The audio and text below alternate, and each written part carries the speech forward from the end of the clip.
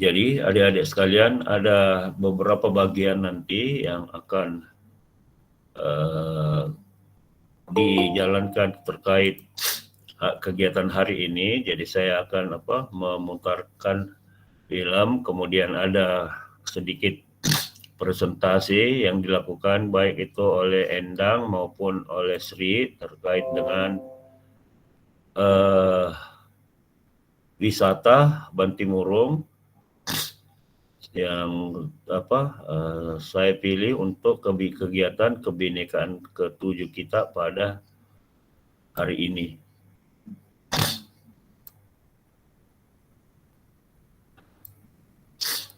Jadi kegiatan kebinekaan ini wisata alam Bantimurung yaitu bertempat di Kabupaten Maros, terletak di Provinsi Sulawesi Selatan, kurang lebih sekitar 30 sampai 40 kilo jaraknya dari Kota Makassar, dan ini adalah tempat wisata yang sangat bersejarah karena sudah lama juga berdirinya. Nanti akan dijelaskan oleh mentor dan komentor yaitu Endang dan Sri. Untuk mempersingkat waktu, saya akan memutarkan film video yang dibuat oleh temanmu, oleh mentor dan komentar. Silakan adik-adik memperhatikan videonya. Nanti juga akan ada presentasi dari Endang dan Sri terkait apa itu Bantimurung ya.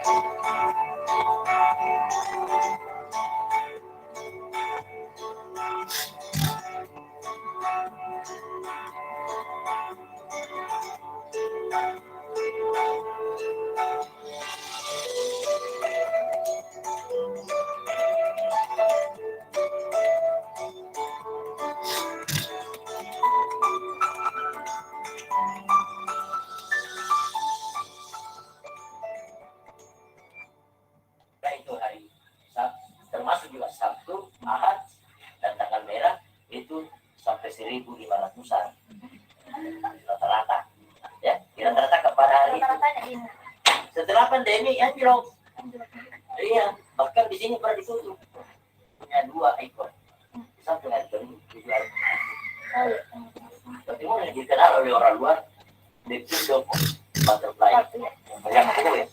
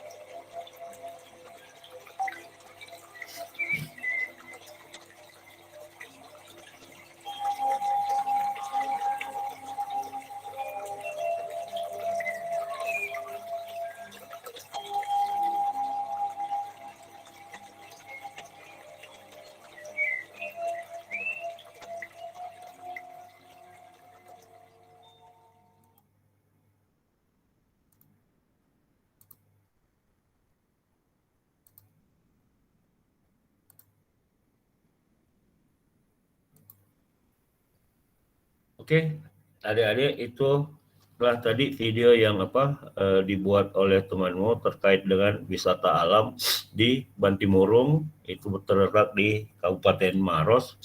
Mungkin siapa nanti, mungkin Endang atau siapa, Sri bisa ambil sesi pertama itu Sri. Kemudian dilanjutkan. Oh iya, Sri, oke. Bisa tampilkan anunya, mungkin PowerPoint-nya.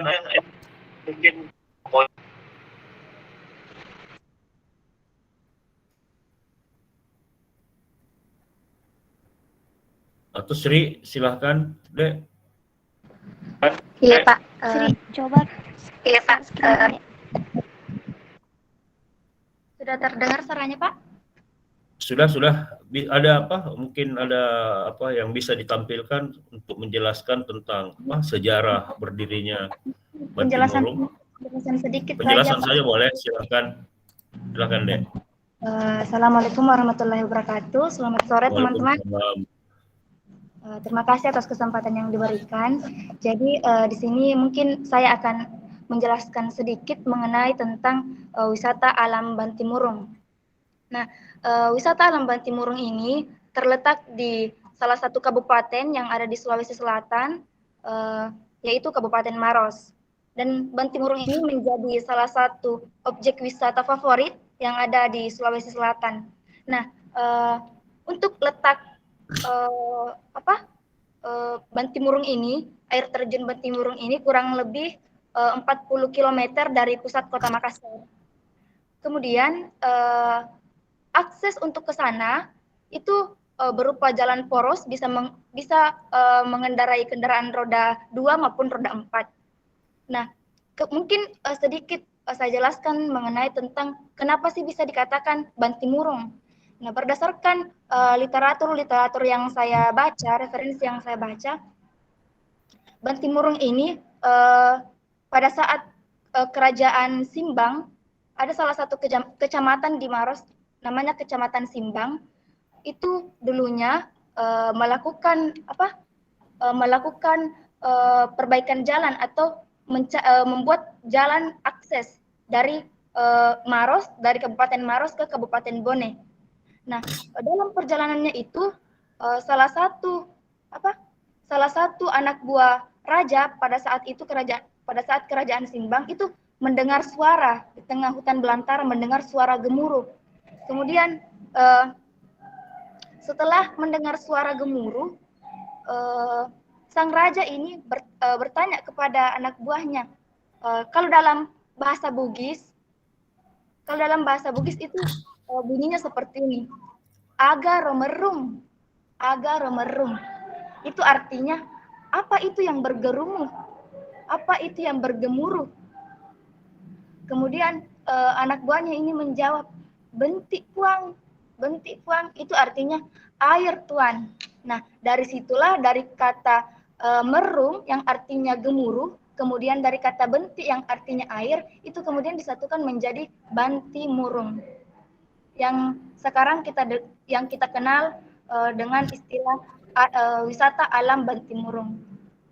Nah, kemudian jika teman-teman tadi menyimak dari video yang ditayangkan oleh Bapak, di situ teman-teman bisa melihat ada oleh-oleh khas yang bisa kita jumpai ketika kita berkunjung ke Banti Murung. Apa itu? Berupa pajangan dinding dan gantungan kunci. Nah, jika teman-teman bertanya apakah itu adalah kupu-kupu hidup yang kemudian dijadikan oleh-oleh, mungkin bisa saja terbesit pertanyaan seperti itu. Tetapi berdasarkan fakta yang saya dapat itu sebenarnya bukan kupu-kupu hidup. Tetapi kan kupu-kupu itu mempunyai batas jangka waktu hidup itu tidak lama, mungkin hanya beberapa minggu. Nah, pada saat itu banyak sekali bangkai kupu-kupu yang ya ini seperti yang ditampilkan oleh Bapak, banyak sekali bangkai-bangkai kupu-kupu yang bertebaran di sekitar Banti Murung. Nah, pada saat itu masyarakat berinisiatif bagaimana untuk mengolah ini supaya tidak bertebaran di mana-mana. Nah, caranya ini masyarakat mengolah menjadi hiasan dinding dan juga gantungan kunci. Jadi ini bukan kupu-kupu hidup yang dibunuh ya, kemudian dijadikan hiasan, bukan. Tetapi bangkai kupu-kupu yang telah mati, kemudian diolah sedemikian rupa untuk menjadi hiasan dinding dan juga gantungan kunci. Seperti itu. Terima kasih, Pak. Oke. Terima kasih, Dek Sri Amriani terkait dengan penjelasannya tadi mengenai sejarah singkat dari Banti Murung. Mungkin saya bisa minta Sri untuk saya akan memutar video ulang, nanti bisa dijelaskan bahwa ini. Oh ya Pak, bisa. Ya, saya putar videonya, nanti dijelaskan saja. Saya putar ulang ya. Ya. Oke.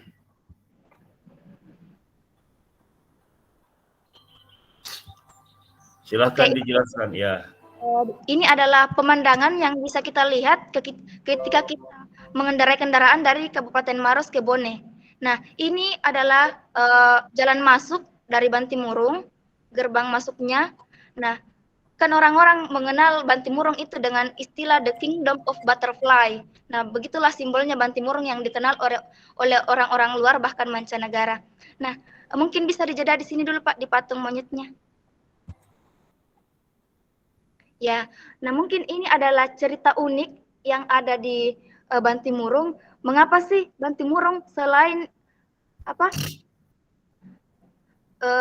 selain identik dengan ikon kupu-kupu, ada juga identik dengan ikon kera. Nah, ketika kita melakukan perjalanan di sekitar Banti Murung itu banyak sekali kera, banyak sekali monyet yang yang bergelantungan bahkan ke pinggir-pinggir jalan. Kisah yang saya tahu dari kera ini itu dulu ada sebuah kerajaan di Kabupaten Maros. Ada sebuah kerajaan yang dipandu oleh sebuah kera besar berwarna putih. Sebuah kera besar berwarna putih dan dia bisa berbicara layaknya manusia. Ini adalah cerita mitos yang saya pernah dapatkan.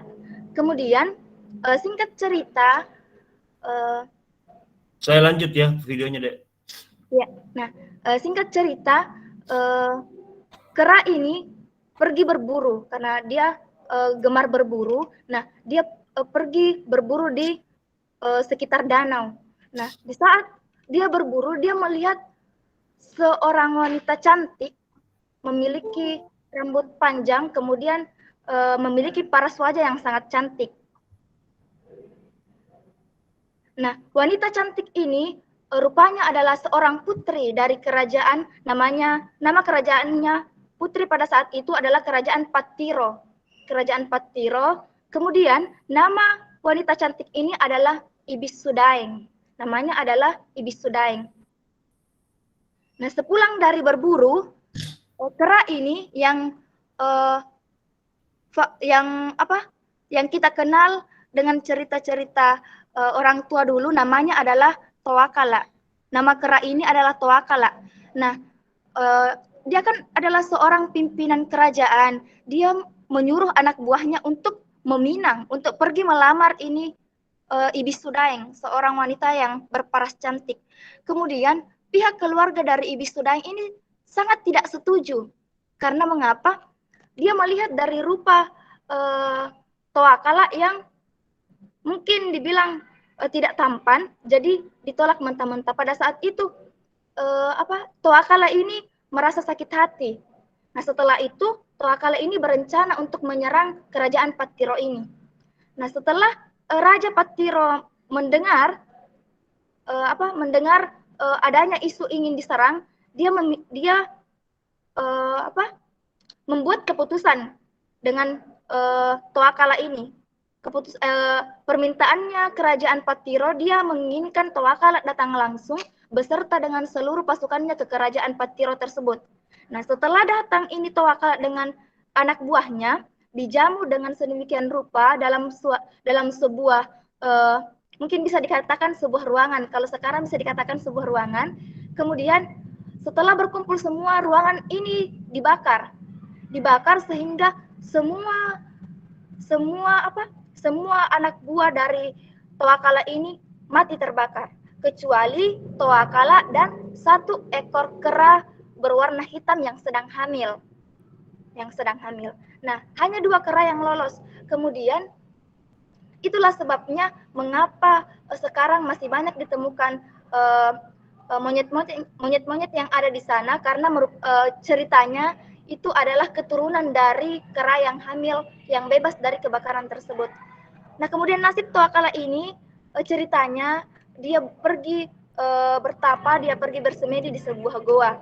Nah, makanya ini cerita tentang Toakala sangat melekat terhadap Taman Wisata Bantimurung, sehingga ikon kupu-kupu dan juga ikon kera di Bantimurung itu sangat mempunyai makna yang besar dalam wisata alam Bantimurung ini.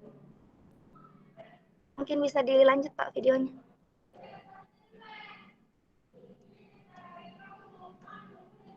Nah, ini adalah loket pembelian karcis. Jika teman-teman ingin masuk ke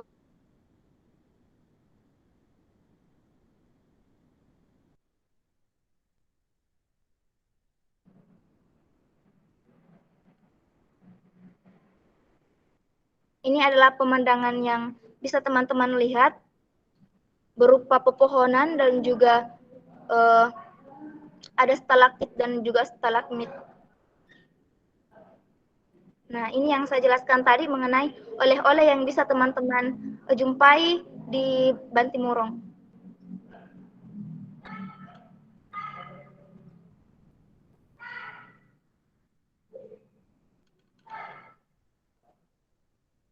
The Kingdom of Butterfly.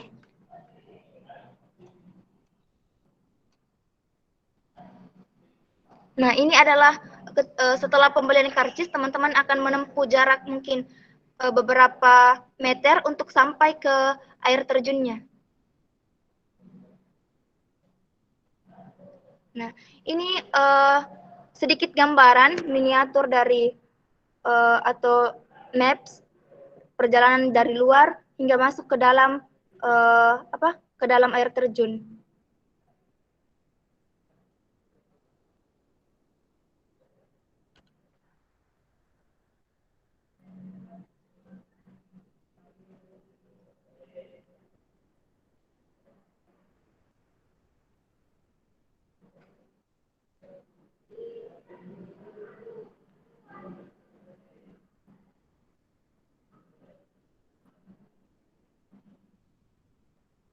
Oke, jadi teman-teman tidak usah khawatir ketika telah masuk ke alam wisatanya.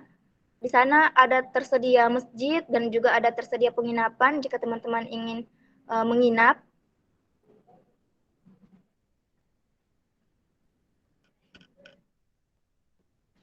Nah, ini adalah penginapan atau Hotel Bantimurung yang bisa teman-teman tempati ketika teman-teman berkunjung ke sana.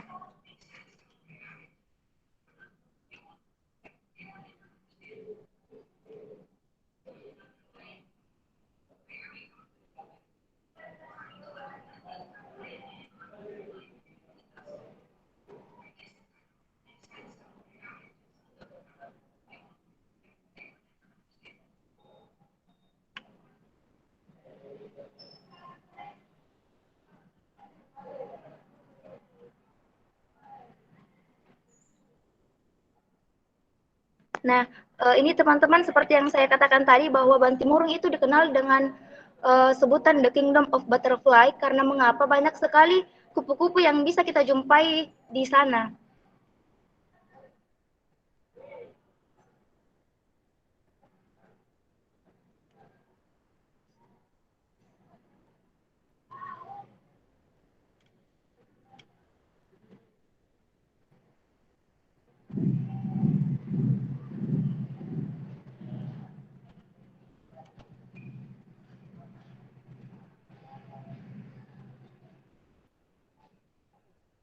Nah, kemudian ini sedikit cuplikan wawancara yang saya lakukan bersama Bapak Burhan selaku pengelola wisata alam Bantimurung di Kabupaten Maros.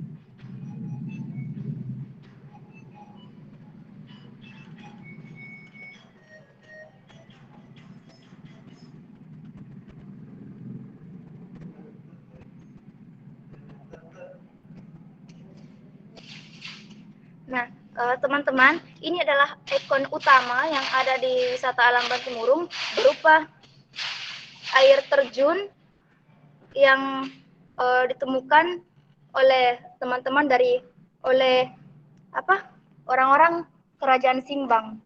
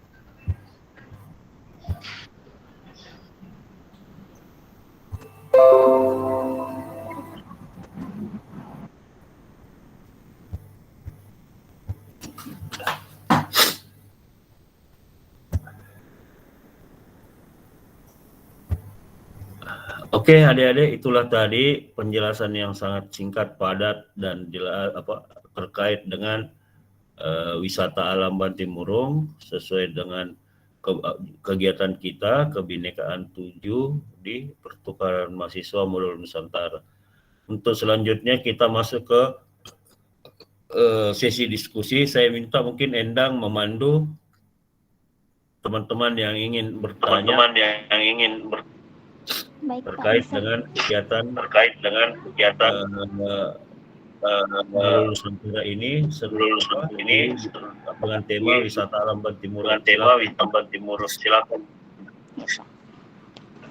Terima kasih mungkin untuk kesempatannya, Pak. Jadi teman-teman saya ambil alih setelah tadi ada video yang diputar oleh dosen. Kemudian ada penjelasan dari teman mentor kita, Saudari Sri. Mungkin teman-teman udah tahu ya bagaimana gambaran umumnya terkait dengan kebinekaan kita pada sore hari ini. Jadi tanpa berlama-lama supaya diskusi kita itu maksimal, saya akan mempersingkat waktu, memperkenalkan teman-teman juga yang mungkin mempunyai pertanyaan terkait dengan kebinekaan kita, bisa mungkin mengajukan, kemudian akan dijawab pertanyaannya oleh saya, dosen maupun pemateri yang tadi. Dipersilahkan, Dek.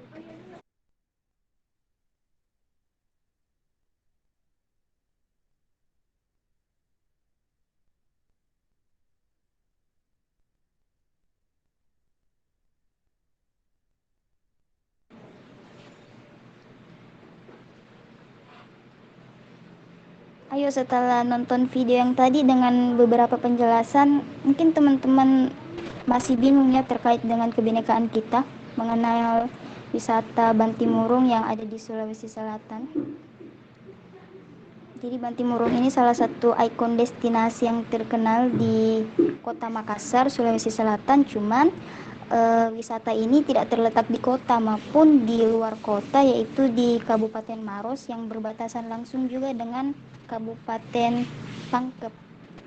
Teman-teman kalau ke sana mungkin nggak akan jauh ya, lumayan dekat dengan ibu kota Makassar. Gimana teman-teman?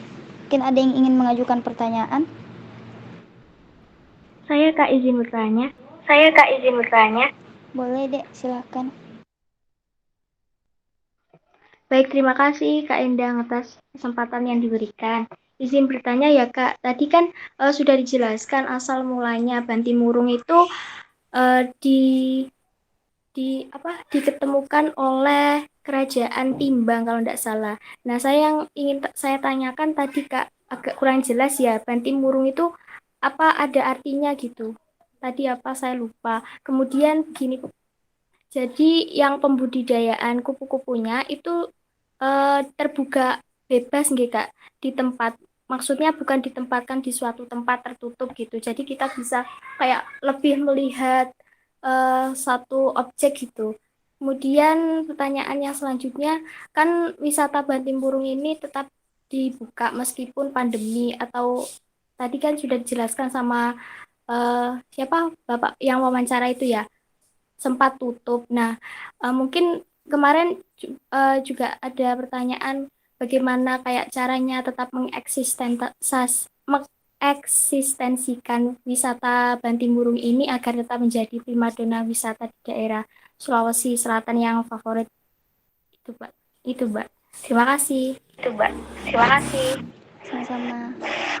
Oke, untuk pertanyaan dari Fadila Ratisha yang poin pertamanya itu menanyakan terkait apa sih makna atau arti dari Bantimurung, itu mungkin bisa dijawab oleh pemateri kita Sri Amriani. Kemudian untuk pertanyaan kedua dan ketiga mungkin bisa dijawab oleh Bapak sekaligus akan dibantu dengan saya.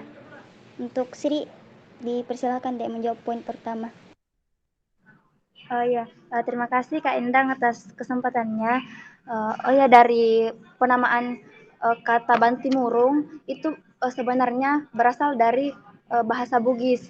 Kan di Sulawesi Selatan itu ada beberapa bahasa yang kami gunakan, diantaranya adalah bahasa Bugis dan juga bahasa Makassar. Nah, untuk Bantimurung sendiri, cerita yang saya dapatkan itu berasal dari kata merung, merung yang artinya bergemuruh, dan benti, benti yang artinya air. Jadi dari kata benti dan juga merung, kemudian disatukan menjadi Bantimurung. Seperti itu yang artinya air yang bergemuruh. Untuk selanjutnya Kak,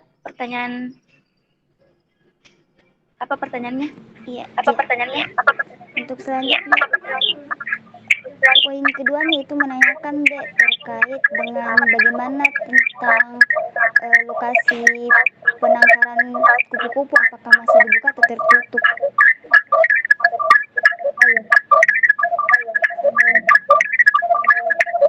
Untuk penangkaran kupu-kupunya sendiri, sebenarnya di dalam wisata alam Bantimurung itu ada sebuah museum kupu-kupu atau penangkaran kupu-kupu, tetapi pada saat saya mengunjungi ke sana, ternyata penangkaran kupu-kupu yang ada di sana ditutup.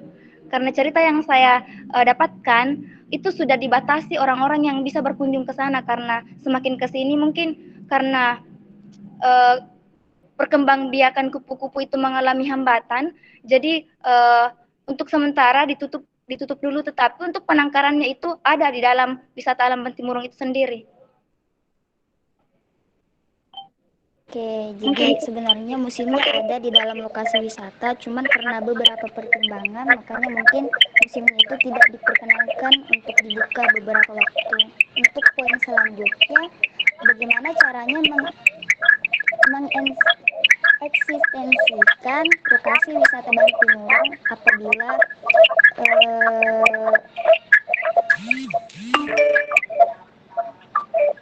mungkin Saudari Fadila boleh diulang pertanyaan terakhirnya, Dek, yang terkait eksistensi. Iya, Kak. Baik, saya ulang ya, Kak. Jadi kan tadi sudah wawancara sama orang yang di sana yang kemudian bagaimana itu caranya tetap wisata Bantimurung itu agar tetap menjadi wisata yang populer ketika masa pandemi tersebut. Oke, bisa langsung dijawab, Dek Sri. Iya Kak, mungkin penjelasan dari saya.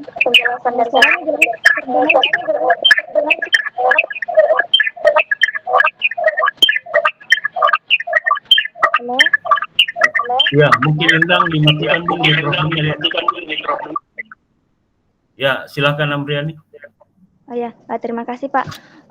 Berdasarkan wawancara yang telah saya lakukan dengan Bapak Burhan, katanya pada saat dulu-dulu ketika belum adanya virus ini, belum adanya pandemi itu bahkan bisa mencapai 1.200 pengunjung kalau semisal weekend. Tetapi ketika adanya pandemi ini di bulan Maret 2020, wisata alam Bantimurung ini ditutup. Karena mengapa? Mungkin karena ini kan permandian air terjun, ketika itu penyebaran virus ketika kita berenang bersama kan mungkin lebih rentan terjadi. Jadi pada saat itu katanya hampir setahun ditutup Bantimurung, tidak menerima pengunjung siapapun. Tetapi setelah semakin ke sini, mungkin karena Sulawesi Selatan sudah levelnya mungkin sudah agak tidak terlalu di zona merah, jadi lambat laun wisata alam Bantimurung ini dibuka secara perlahan dengan itu mengikuti protokol kesehatan. Oke, Dek. Makasih. Mungkin saya tambahkan. Iya, Pak, silahkan. Bahwa Bantimurung itu juga ada waktu tertentu yang sebenarnya untuk dikunjungi apabila ada musim hujan. Dengan derasnya aliran air pada saat musim hujan sehingga air terjunnya mengenangi beberapa titik yang ada di Bantimurung. Kadang juga kalau kitanya tidak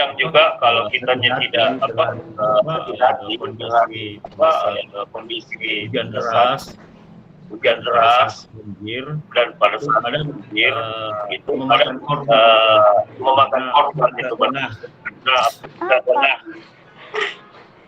Apa ini? Jadi itu mungkin tambahan saya terkait Fadila. Silakan dia ambil alih, Endang.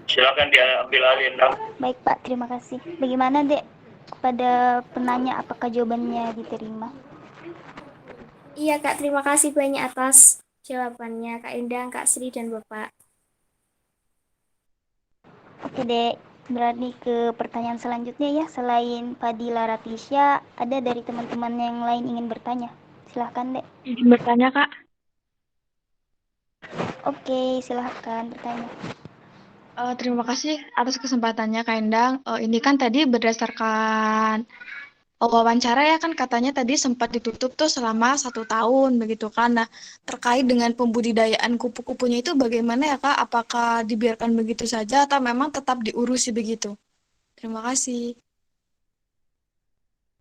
Oke, terima kasih. Bagaimana Saudari Sri masih bisa menjawab? Ya, mungkin yang bisa saya berikan jawaban untuk pembatasan karena virus ini, mungkin ini hanya pembatasan untuk pengunjung saja. Untuk untuk apa? Untuk badan-badan yang mengelola untuk pembudidayaan kupu-kupu dan juga sekitar Taman Wisata Alam Bantimurung itu tetap dikelola dengan baik sehingga penangkaran kupu-kupu itu mungkin masih bisa kita jumpai saat ini, tetapi tidak tidak sebebas yang dulu karena berbagai pertimbangan. Oh, jadi termasuk pembuatan itunya apa tadi itu kan ada oleh-oleh yang bangkai kupu-kupu itu ya Kak. Berarti itu juga tetap beroperasi begitu ya? Iya.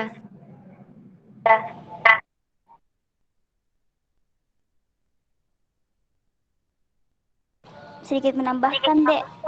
Jadi kalau souvenir-souvenir yang Ini tadi mungkin itu mic-nya sebenarnya salah satu dipatiin dulu deh Kak. Nggak jelas suaranya. Bagaimana? Nah, ini tadi kan mau menambahkan. Jadi untuk Asri mungkin mic-nya di-mute dulu. Oh ya, maaf.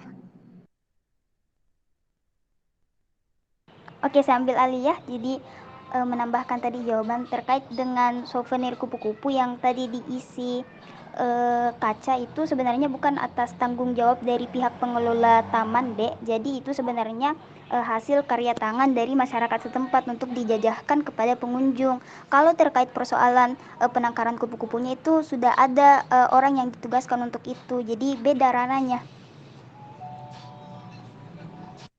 Oh, terima kasih Kak atas jawabannya. Oke, sama-sama. Selain dari teman-teman yang dua ini gimana? Masih ada pertanyaan lagi terkait Bantimurung? Ayo kita ulas sama-sama.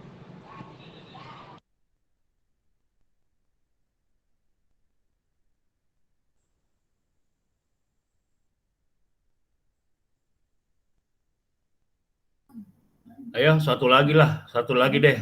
Siapa yang ingin bertanya? Iya, silakan Dwi. Ayo Endang. Iya, silakan. Ayo Endang. Enggak Pak, lagi. Baik, terima kasih atas kesempatannya. Izin bertanya Kak, tadi kan di Bantimurung itu oleh-olehnya itu kupu-kupu ya. Nah, dan juga di sana ada juga kera. Apakah oleh-olehnya juga ada berbentuk souvenir seperti kera atau pokoknya yang berbentuk kera gitu Kak? Nggak cuma kupu-kupu saja, hanya kupu-kupu saja souvenir yang ada di sana, oleh-oleh yang ada di sana. Seperti itu Kak. Terima kasih. Oke, makasih di atas pertanyaannya. Gimana Saudari Sri? Masih bersedia? Wah, nanti saya yang jawab ini Endang. Biar nanti saya yang jawab deh. Jadi masalah souvenir itu kalau kupu-kupu kan sebenarnya cocok jadikan souvenir. Kalau keranya wah nanti ukuran souvenirnya itu terlalu besar deh. Mungkin nanti Dwi kalau saya ke Bantimurung mau souvenir keranya ditahan di bandara deh karena bagasinya nggak cukup. Maksudnya yang kecil-kecil gitu Pak? Ya, mungkin itu apa yang tadi dijelaskan sama Sri, mungkin paling souvenir itu ya paling foto, kalaupun ada mungkin gantungan kunci. Seperti itu mungkin deh. Jadi adanya hanya berbentuk kupu-kupu saja Pak yang dijadikan souvenir. Iya, karena sebenarnya itu di Bantimurung itu jualannya selain air terjun ya itu penangkaran kupu-kupu, pembudidayaan kupu-kupu karena hanya di Bantimurung saja itu yang hampir semua jenis-jenis kupu-kupu itu ada di situ. Sehingga dijadikan souvenir oleh masyarakat sekitar, dibantu mempromosikan oleh Pemda Maros dan juga pemerintah Provinsi Sulawesi Selatan. Jadi nanti kalau memang pertukaran mahasiswa modul Nusantara ini sudah luring, kita ulangi deh ini. Kita ulangi, nanti saya ajak adik-adik sekalian mengunjungi Bantimurung ini, sehingga untuk menambah wawasan adik-adik tentang hal-hal apa yang bisa dikunjungi kalau berada di Sulawesi Selatan, khususnya di Kota Makassar. Saya kira itu mungkin, Dek. Baik Bapak, terima kasih. Ya, jadi sedikit memperjelas juga untuk Dwi. Jadi beda, Dek. Jangan karena di Bantimurung ini terkenal 2 ikon, tiba-tiba kemudian bisa jadi souvenir untuk dibawa pulang. Nah, karena Bantimurung ini memiliki beberapa sejarah. Sejarah yang pertama mungkin Kera Putih itu sebenarnya jadi ikon yang mana berbentuk patung di halaman depan sebelum masuk ke dalam lokasi taman wisata. Nah, kenapa kemudian menjadi terkenal juga kupu-kupu di sana? Karena di sana daerah yang cocok atau iklim yang sangat bagus untuk kupu-kupu. Dan kalau saya tidak salah, penemu pertama lembah ini selain raja yang tadi disebutkan oleh Saudari Sri, itu ada peneliti dari Inggris yang meneliti berbagai macam atau berbagai jenis kupu-kupu di daerah itu, mah. Makanya dari itu kemudian daerah Bantimurung ini yang tidak hanya terkenal sebagai destinasi wisata air terjun, goa-goa, pegunungan kars, juga sebagai kerajaan atau tempat habitat alami dari kupu-kupu. Gitu, Dek. Nah,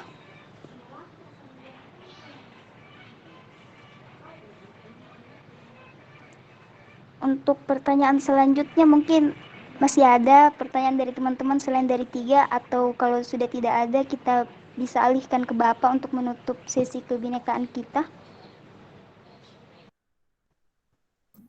Oke, saya rasa hari ini kita cukup kebinekaannya. Saya kira juga para adik-adik peserta ini sudah mendapatkan referensi terkait dengan kebinekaan 7 kita pada hari ini, yaitu wisata Bantimurung. Mungkin saya minta Sri, kalau bisa nanti video yang saya tampilkan itu dianukan ke YouTube ya, baru nanti linknya di-share ke grup kita, juga buat Endang juga. Iya Pak, siap. Ya, buat Endang juga kalau bisa yang kegiatan kunjungan ke Benteng Fort Tahan juga, itu video yang Endang buat buatkan link di YouTube dan di-share ke grup ya. Mungkin teman-teman nanti membutuhkan sebagai laporan. Oke, saya rasa cukup. Ya, kemudian nanti ini saya minta juga adik-adik nanti akan buatkan tugas untuk sama seperti format-format tugas yang kemarin, bahwa bisa PDF, bisa video terkait dengan wisata yang kental dengan kearifan lokal seperti yang saya dan mentor tampilkan tadi. Bisa berbentuk video, bisa berbentuk PDF di daerah asal masing-masing ya. Nanti assignment-nya saya bikinkan. Tapi untuk yang sekarang tolong yang refleksi 2 itu tugasnya dikerjakan ya.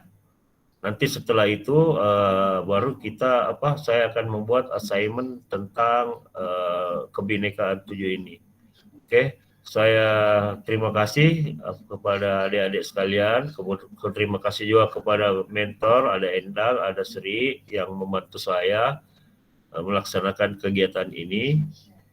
Saya harap adik-adik telah mendapatkan referensi terkait dengan wisata yang ada di Sulawesi Selatan dan di Kota Makassar. Dengan mengucapkan alhamdulillahirrabbilalamin, saya tutup pertemuan ini. Assalamualaikum warahmatullahi wabarakatuh. Cepat sembuh Bapak.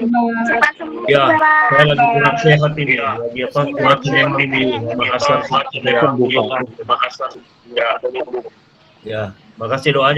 Ya, makasih doanya Rafiq. Ya, makasih doanya juga adik-adik sekalian. Sehat ya Bapak. Ya.